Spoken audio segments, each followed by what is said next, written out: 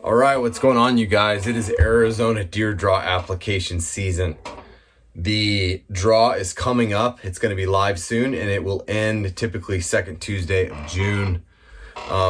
We're just going to jump right into the mule deer draw right now. So what I really want to talk about is a couple things specifically mule deer oriented,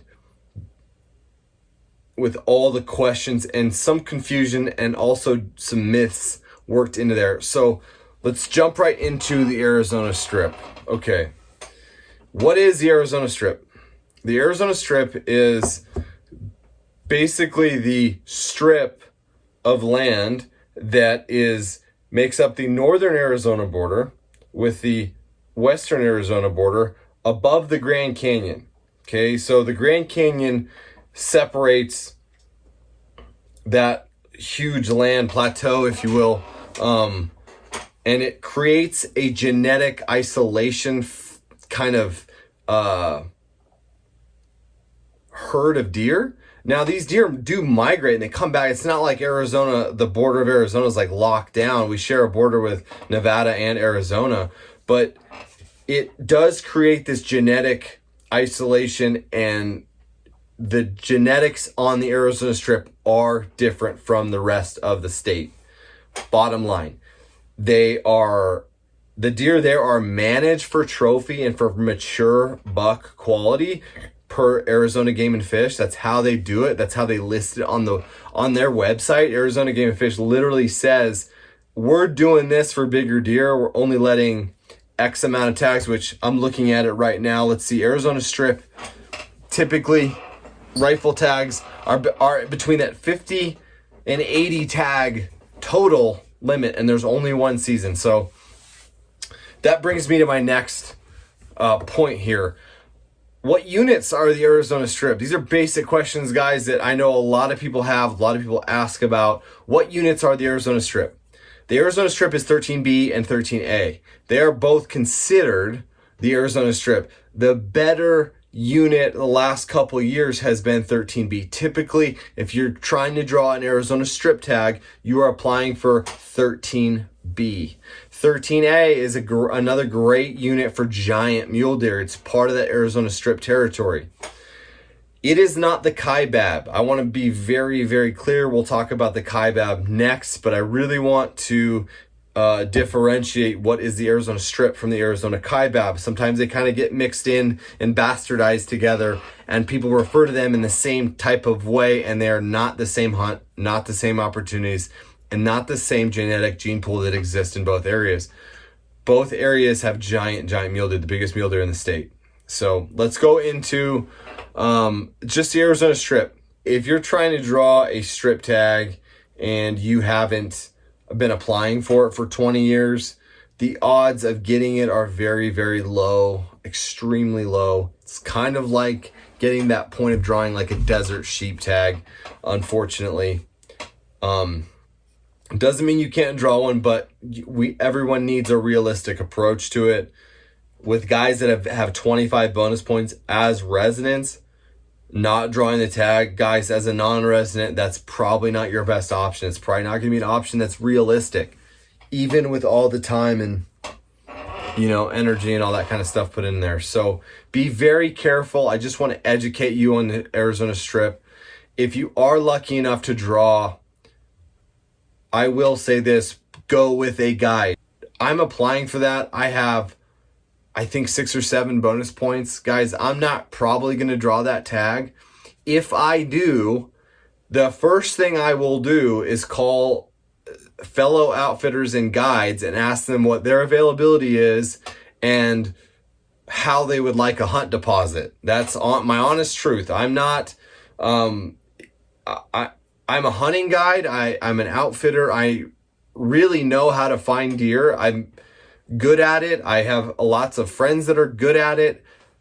Guys, it's not skill that leads to success on the Arizona Strip as experience, as time in the field, as current scouting. That's what gives the most success on the Arizona Strip.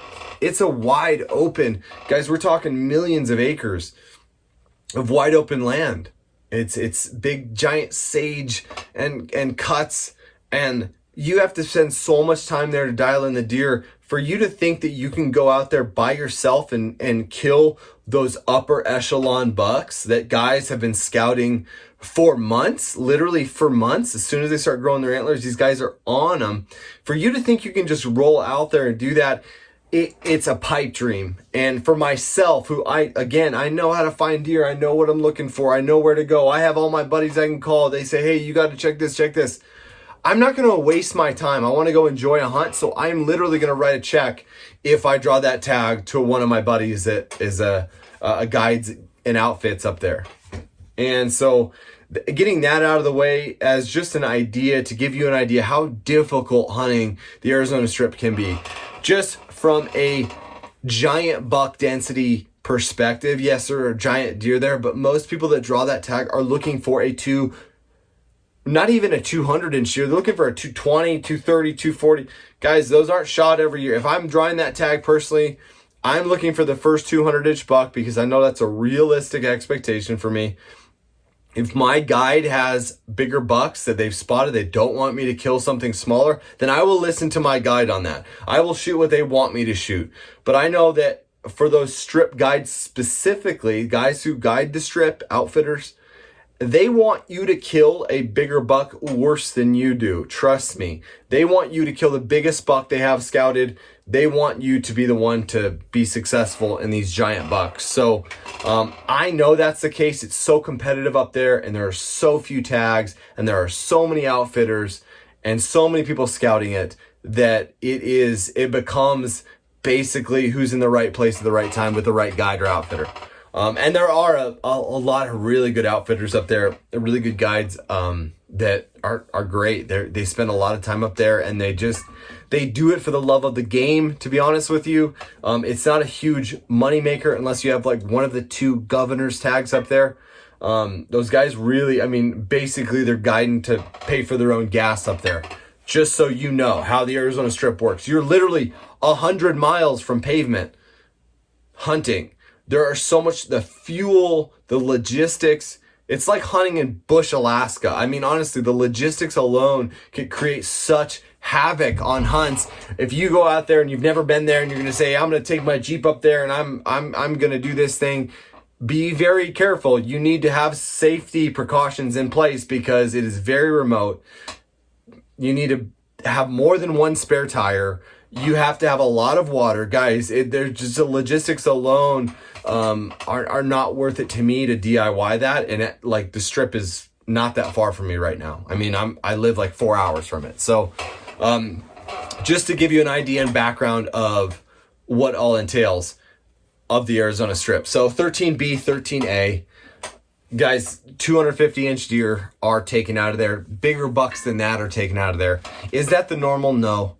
But the biggest bucks are shot out of there every year because the biggest bucks are located on cameras or spotted and followed year round. The biggest bucks are known. They're known by name, and they're patterned very early on by a lot of guides, locals, and just hunters. You don't have to be a guide to scout the strip. Guys go up there shed hunting all the time. So it is a war of who's in the right place at the right time, who has patterned certain deer the best, and also found certain deer in the right spot or know their little hiding holes or whatever it is. So the Arizona Strip is a place where you may go a day or two, especially if you're looking for a big buck. You may go a day or two without seeing a buck.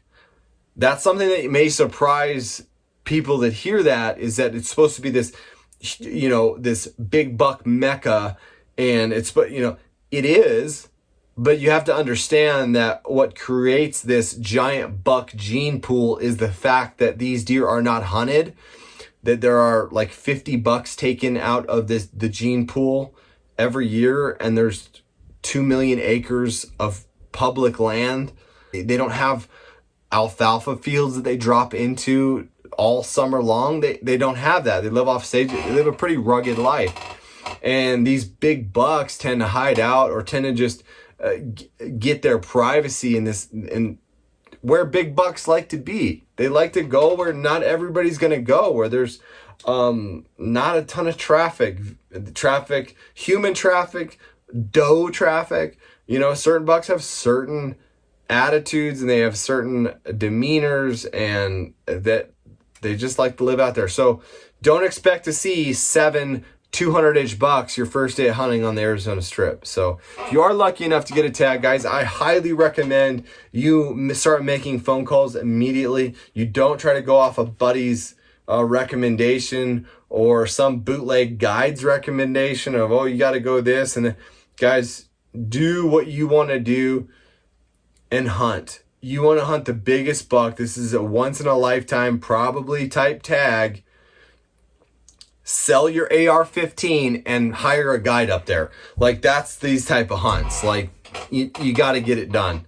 So that being said, let's shift right over. So we got 13A, 13B. It's the Arizona Strip. It's the strip that creates kind of a genetic isolated gene pool, deer gene pool, that these deer grow huge. Arizona Game and Fish doesn't allow very many tags to maintain that trophy quality up there.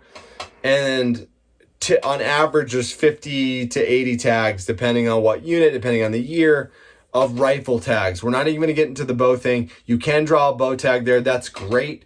They offer a couple more tags there, but not many, guys. And if you are not willing to sit water, then that's not the hunt for you. You guys have to be determined. If you try to draw a bow tag for the Arizona Strip, an archery tag, you've got to be dedicated to sitting water. It's going to be 100+ degrees. It's it takes a lot of discipline. The days are long. The big bucks are there. The success rates are high. So a couple different things to think about when you're doing that. Especially if you're a max points guy. Like, to me, if you have 15 points or more and you're like, hey, I've been putting in the strip all these years, I don't really want to waste it. Perfect. Go for it. Keep doing that. I don't blame you. I wouldn't want to draw a not a good tag if I've been put in for 15 years. So I totally get it, but just realize the odds are getting worse and worse and worse for residents and non-residents. Doesn't matter how many tags you have. Okay, let's shift over. Let's talk Kaibab. So what the Kaibab is, 12A East, 12A West, 12B, 12B West. There's so many different little allocations for the Kaibab specifically. But I just told you what the units are. So when you're talking about the Kaibab, you are not talking about 13A, 13B. You're not talking about Unit 9, Unit 10. Guys, those units do exist in the Kaibab National Forest. Don't get that confused. So many people think, oh, I'm hunting on the Kaibab because there's a Kaibab National Forest that literally encompasses all of northern Arizona, north of I-40. What you're looking at with the Kaibab hunts, you kind of have two options. So if you have a lot of points, which is 10 plus bonus points, I'm going to just make that kind of threshold there for a lot of points. The Kaibab does offer a trophy mule deer hunt that you can actually draw if you're in that like 10, 15, 20 point range. Now, you're not guaranteed to draw it with 10 points, but it's not a waste if you do draw it. So many people are so concerned they don't want to waste their points on a lesser tag. Guys, you need to make sure that you're trying to draw the right tag first, because there's, unlike Arizona, the Arizona Strip, 13A and 13B for the rifle hunts, there are many options for 12A East, 12A East late, 12A West early, 12A West late, 12B early, 12B late, 12B west. All these are Kaibab. Unit 12 is Kaibab. So my recommendations are, don't try to draw an early tag. Try to draw a November, late November 12A West tag. That's number one. 12A West is number one. Late. The deer up there are genetically isolated. They are isolated by geographical location, much like Kodiak Island and the Kodiak brown bears that live on that island. To skip to Alaska real quick. The Kaibab Plateau 12A West is a very wide open unit, and these deer start rutting a lot earlier than they do down in like lower Arizona, basically northern central Arizona and south. These deer start rutting in late November. It's a rut hunt for really, really big deer. Now, the threshold for these deer can be super high. You can shoot a 240-inch buck off the Kaibab, guys. It is a little bit more rare to see those type of deer. And because there are so many tags, those deer tend to be weeded out along the way. So it is harder for deer to get to that 220, 240 max potential because there are more tags. Because the early tag, there are 450, I'm giving you an example, typically 450 early rifle tags there. That's a tough hunt. There's a lot of glassing. The days are long. The buck movement is low. So if you have those points, I would say throw your chips in for a 12A West late rifle hunt. You'll be hunting in the rut. You'll be hunting big bucks. What bucks should you expect to see or expect to shoot or have the expectations to? If you are fit, if you're willing to move, if you have a rifle that can shoot a little farther than 300 yards, I would definitely be holding out to that 180 to 200 class buck, me personally. That is a hunt, 12A West, that you don't have to have a guide to be successful. You can shoot a good, respectable 160 to 180 plus buck. I mean, you can shoot a 200-inch buck. You're going to be hunting close to pavement, guys. This isn't the Arizona Strip where you're hunting hundreds of miles off of pavement. You're close to amenities. You're close to pavement. You're close to gas stations, relatively speaking. You can have a pretty good idea if you get set up on a DIY scouted package. Say, hey, try here, this is the water. You don't need anything special, big glassing. You'll see tons of deer. It's way different. There are lots of deer there. You can be successful DIYing it. You can be successful in a scouting package. You can be successful on an outfitted hunt. All those things, you have a lot more options there for your hunt, unlike the Strip, in my opinion. Now, the early tags, and this goes, I guess, for all three of these areas, guys. The 12A East is a little bit more rugged. It's a little bit, the bucks can be a little bit more finicky when it comes to weather, especially that late season. You get a late weather storm. It can make hunting really, really difficult, 12A East. 12B, same thing. It's a little bit more rugged. But if you're going to draw a tag with a lot of points, 15 points, and you're like, hey, I've given up trying to draw a strip tag. I want to draw a mule deer tag. I want to shoot a nice mule deer. Go 12A West late, 12A East, or 12B West late as well. So there are three late options on the Kaibab: 12A West, 12A East, and 12B West. Don't draw an early tag. Now, that's not to say you're not going to kill a big buck, but look, when push comes to shove, you want to be hunting when the bucks are moving the most, and that is during the rut. Now, these big giant bucks that get killed on those later tags, they are still there during the early tags. So when there's 400 tags, when there's 200 tags, when there's a lot more tags being available for some of these units, these Kaibab units, the bucks are still there. They're just, the movement time is so low. It's tough to throw in your chips when you can have really hot weather. You can have a ton of wind. You can have all this stuff, and the bucks aren't moving. During the late season, these bucks will be up chasing does. You can find them. You can be where the does are, which is in pretty usually mild country. So that is the difference, guys.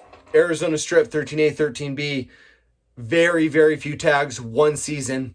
The Kaibab shift gears, go over east. Kaibab Plateau, you have a ton of deer. You have big open flats, big glassing, lots and lots of bucks.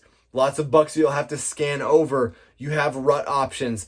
Some of the 13A, 13B hunts can be rutty too. That's kind of the deal too. You get that 13A tag, which is kind of that could be a little rutty pre-rut behavior in later November. So you just never know, but the Kaibab and the Strip are very different. It will take max points. Let's just be real. Max points to draw a strip tag. It'll take you not max points to draw a good Kaibab tag. So we don't know from year to year. There was 20,000 more applicants for the elk draw this year than there were last year. So to give a number like, oh, you'll need 18 points, guys, you were only looking at last year's statistics. So we don't really know.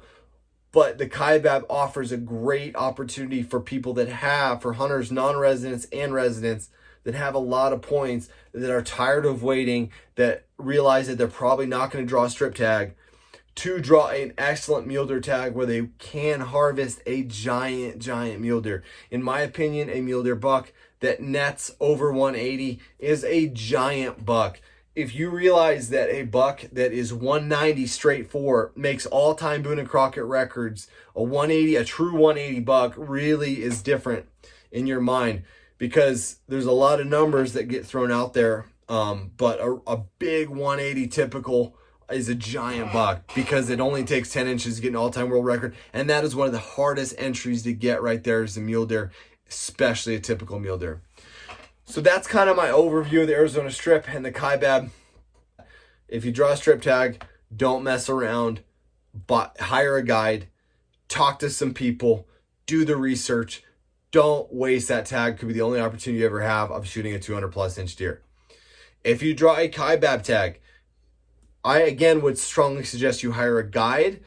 But it also gives the opportunity, if you're a fit guy, if you're used to glassing, if you have buddies helping you, go maybe seek out, and you don't have the budget to hire a guide, fully outfitted guided deal, talk to some guys about getting it fully outfitted, which just means gear, or scouted and outfitted, or guided only. There's a lot of options that I would say you can still be very successful with the secondary tier of options as a DIY solo hunter than the Arizona Strip. The Arizona Strip, if you want to do it yourself, I would say at minimum take a month off work, not including your hunt. Take a month off. You will have to take a month off work. You're going to need to buy a bunch of cameras. You're going to need to spend a lot of time driving roads. The amount of money that you would spend, A, taking off work, buying cameras, B, scouting, fuel, lodging, all that will far supersede the amount of money that you will pay for a guide that's up there right now that will have a better idea, that will know where the bucks are more than you anyway, by you trying to do it for your first time. This is not a knock on you. This is saying I would do the same thing. If I spent all that time I still would not have the right idea. I could get lucky. Everybody can get lucky. That's the fun of hunting. That's why we go out, because we may shoot a monster. But that's not the Arizona Strip. Kaibab, same thing. You'll definitely need to be scouting if you want to try to do it yourself. You definitely need to get in there, get the roads, but you are closer to pavement. You don't have the logistical nightmares like the Arizona Strip is. There are amenities close by.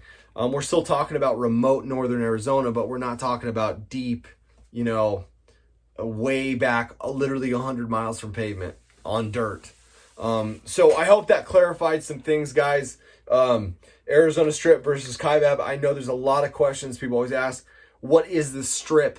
And you can think of it like just a strip of land that's geographically isolated from the Grand Canyon, because deer don't cross the Grand Canyon, let's be honest.